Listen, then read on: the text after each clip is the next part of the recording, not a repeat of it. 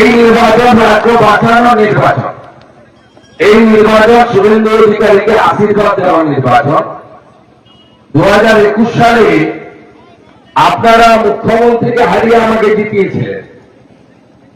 এবারে বিজেপি সরকার আসছে, সবাই জেনে গেছে, কারণ ভোটার তালিকায় মৃত নাম নাই, মমতার ভোট নাই।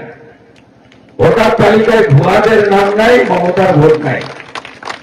ভোটার তালিকায় বাংলাদেশের মুসলমানদের নাম নাই, তৃণমূলের জেতার কোন সুযোগ নাই। 15 বছর চোরকে দিলেন, 34 বছর বাম, 5টা বছর রামকে দেওয়ার বিনম্র আবেদন জানালাম। দেখুন না রাম কেমন রাখে রাজ্যবাসীকে। ওকে বলেছি চাকরি দেবো, পরিযায়ী শ্রমিকদের বাড়িতে ফেরাবো। আমার কথা না, মোদীজির কথা, 21টা রাজ্য তার কথাই চলে।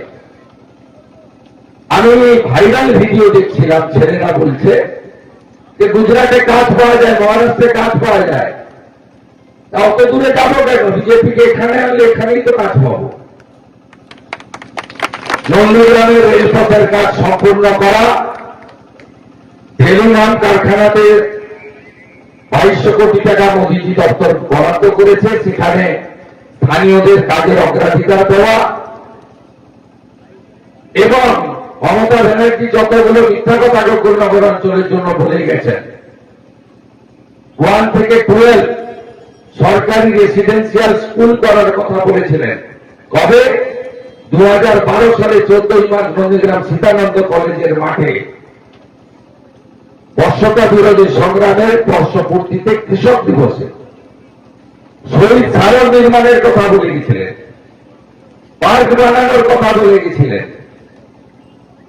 যাতে দোফসলি চাষ হয় তার কথা বলে গেছিলেন। একটা কাজও করেনি। গত 5 বছর তার টাকা পাওয়া যায়নি। আমি যেটুকু সামান্য টাকা পেয়েছি এমএলএ ল্যাবে 17টা অঞ্চল উন্নয়নতে পান্তা করে আমি সে টাকাতে উন্নয়ন করার চেষ্টা করেছি, বই ছাপিয়ে বলে দিয়েছি। আমি বিপদে আপদে পাশে থাকার চেষ্টা করেছি। এবং 2021 সালের পরে হিন্দুদের উপর যে অত্যাচার হয়েছে,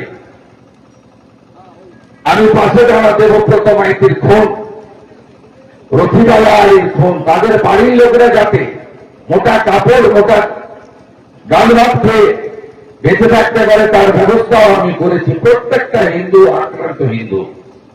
2021 সালের জানুয়ারি মাসে 150 মোটর সাইকেলে 450 জন জিহাদি তেখালি বাজারে এসে বাড়িতে হিন্দুদের দোকান লুট করেছিল, 3টে বাড়িতে। আপনারা ভুলে যাননি।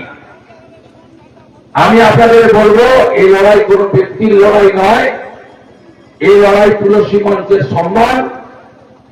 আমাদের হিন্দু বিবাহিত মহিলাদের শাখা পলা সিঁদুরের সম্মান, আমাদের তুলসী মালা, আচার মালা, আমাদের সংস্কৃতিকে রক্ষা করার লড়াই।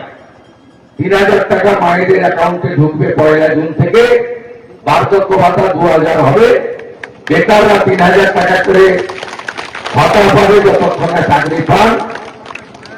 সরকারি স্কুলকে প্রাইভেট স্কুলের মতো তৈরি করবে ভারতীয় জনতা পার্টি। 3100 টাকা ধান কিনবে মাঠ থেকে।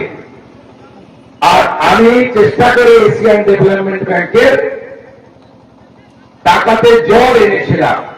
পাইপগুলো পড়ে আছে, হরিপুর ফার্মে দেখবেন, খোলপুকুর বাজার পেরিয়ে গেলে বাম সাইডে দেখবেন এত পাইপ পড়ে আছে। এই হিংসুক মমতা ব্যানার্জি নন্দীগ্রামের লোককে জল খেতে দিতে চায় না, পাইপগুলো পারতে দেয়নি। 23 তারিখে শিক্ষা দিন, পদ্ম ফুলে 1 নম্বর বোতাম টিপে আপনাদের বন্ধু শুভেন্দুকে নির্বাচিত করবেন। এই আবেদন রেখে গরমে আর কষ্ট দেব না।